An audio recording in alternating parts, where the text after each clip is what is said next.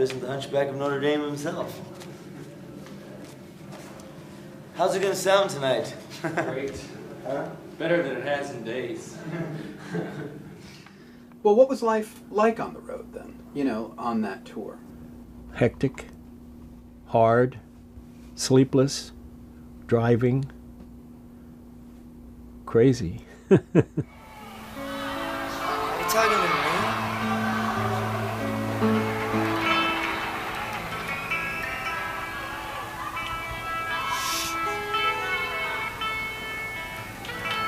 Come up here and say that. Hey, it was the worst thing I ever want to go through, man. Can't even hear the guitar to put it in tune. There's something wrong with the sound system, and it's got to be fixed. It never occurred to me to question it. I was just doing it. They asked me to do it, and I did it. They're feeding On so the they other can follow side. it. On the other side. Well, show them what they're... You want me to show you where I'm plugged in? I'll show you where I'm plugged in over here if you want to see it. I was always about the music. I was never about the mechanics of being a sound man. So if the music was good, I was happy. He looks so truthful. This is how he feels. As he tries to peel the moon and expose it. I can't, it's not the same, you know? I can't hear it coming back. I don't know what it is, man. 1, 2. 1, 2. Better than what it was a second ago. I didn't change anything. I just walked up here and talked. I bet something's wrong with the wires.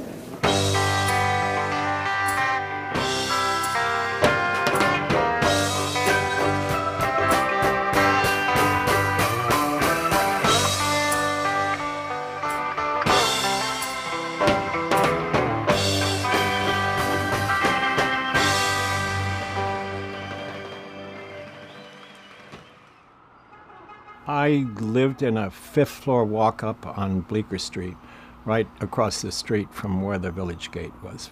And I just hung out in the village.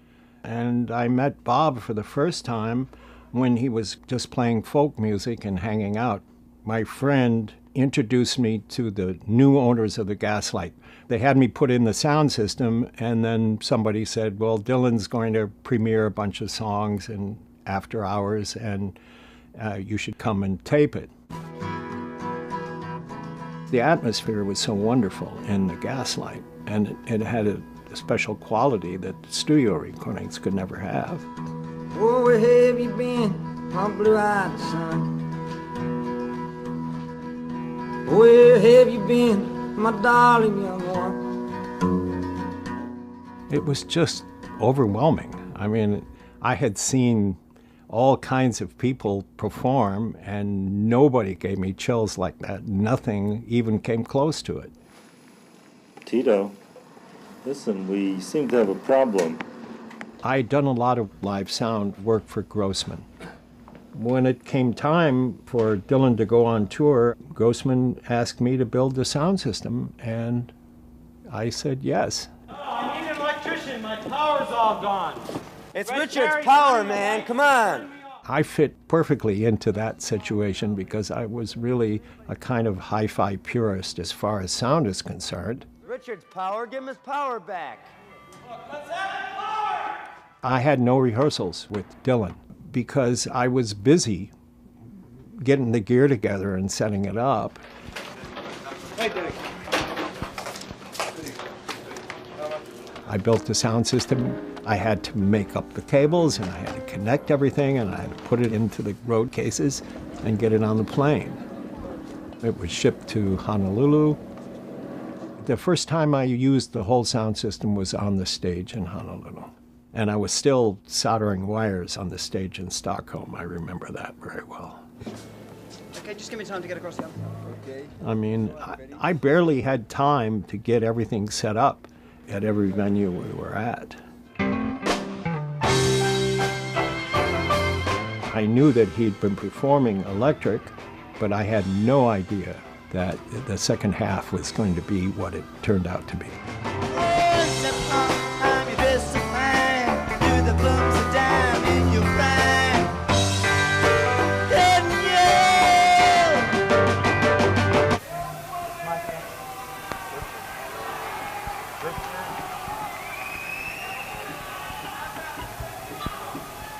Orchard.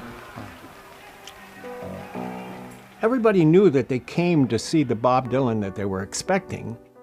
Rock and roll was something that no one expected. There was a lot of booing.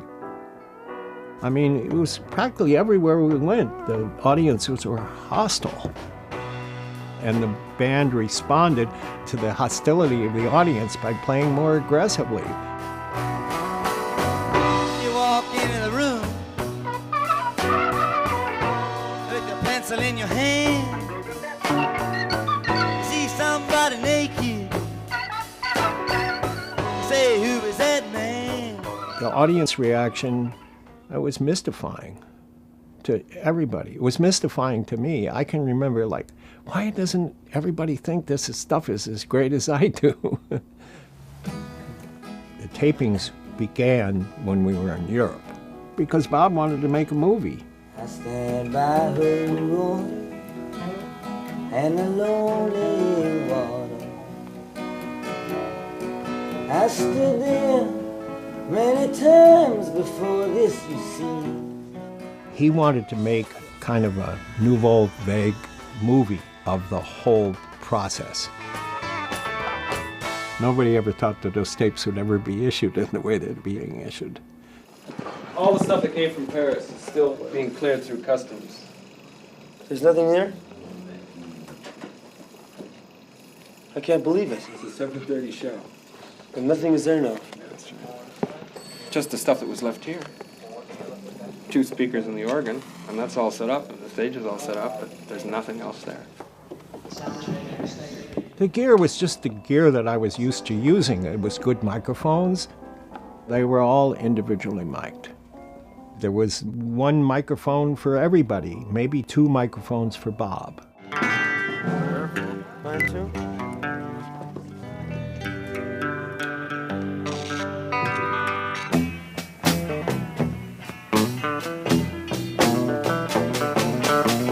There wasn't any theory. There wasn't any map to follow about how you mic an electric band.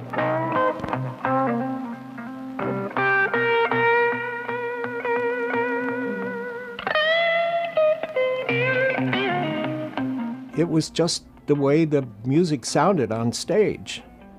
There was all one mix.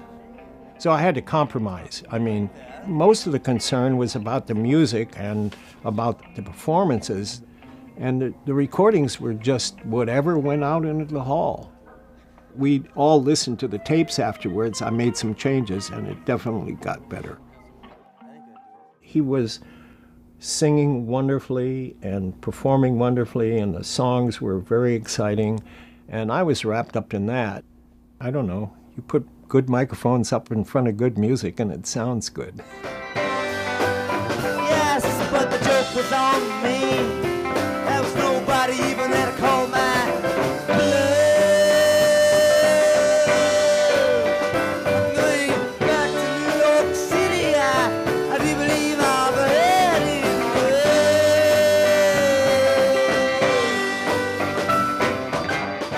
I mean, obviously the musicians played their asses off. It wasn't even like the studio recordings or like the performance at Newport, because Mickey Jones was a much louder drummer and much more aggressive drummer than anybody else that had played with him before, and it drove the music harder. It made Robbie play some of the greatest stuff he ever played in his life.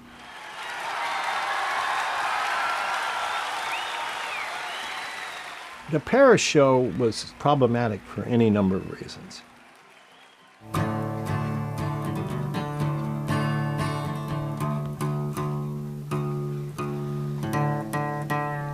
You see, my electric guitar never goes out of tune. Bob took forever tuning his guitar, I think just to irritate everybody. He took like 20 minutes to tune his guitar. The audience was hostile from the get-go. Oh, I love you, huh? You're so wonderful, huh? They had an attitude about America already, that we were a bunch of fascist warmongers. They opened the second half with the biggest American flag that Bob could find in Paris. And the audience didn't get the joke at all. Tell me, mama, tell me, mama, tell me, mama, what is it? What's wrong with you this time?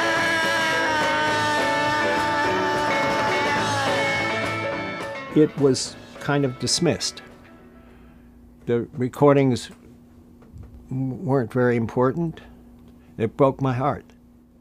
And Columbia just mishandled it because they wanted to use their tapes and they had sent expensive crews over. And the fact that Bob wanted to use my recording was not compatible with their desires. I think Grossman told me to take the tapes to Columbia and turn them over. And that was it. I never saw him again.